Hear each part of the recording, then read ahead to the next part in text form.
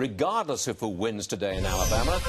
In my opinion, and this is my opinion, the Republican Party's got a problem on its hands, regardless of who wins. Monica Crowley is with us, senior fellow with the London Centre for Policy Research. If Roy Moore wins, he's hung around the Republicans' neck.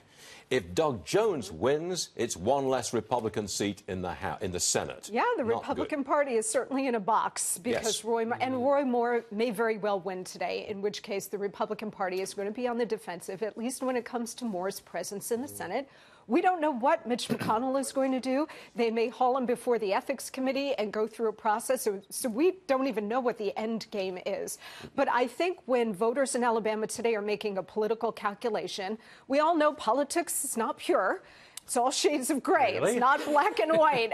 And now, you know, people are superimposing different standards, and I understand why. But they are making a calculation that they would prefer to have a flawed Republican body in the U.S. Senate than to have a Democrat and narrow the margin for the president's agenda even further. It's a political calculation. Of course. They'd rather have 52 seats in the United States Senate than 51. And if the 52nd seat has to be Roy Moore, that's the way it goes. And I will tell you, we are in a very important cultural moment. So I don't want to minimize the complaints and the allegations that women across the board have made. On the other hand, I will say this. People out there in the country are smart, and they've been through this drill before. The Democrats had a president who was alleged to have committed rape in Bill Clinton. Okay, he was alleged to have abused his position with Monica Lewinsky, and he was alleged to have committed obstruction of justice to cover all that up. People said the economy is good. We like this guy. We don't approve of his behavior, but we're going to make the trade-off for the bigger picture. And I think that, on a smaller scale, is what's going on with Roy Moore. I think you're absolutely right, Monica. Now, I want to bring you to the attention of my editorial, the top of the hour. The parents of the New York City terror suspect, they are outraged at their treatment by law enforcement officials. I say that in itself is outrageous. Come on, weigh in. Well, of course, but keep in mind that the Council on American Islamic Relations, that's their lawyers. They got involved in this case. They became their attorneys.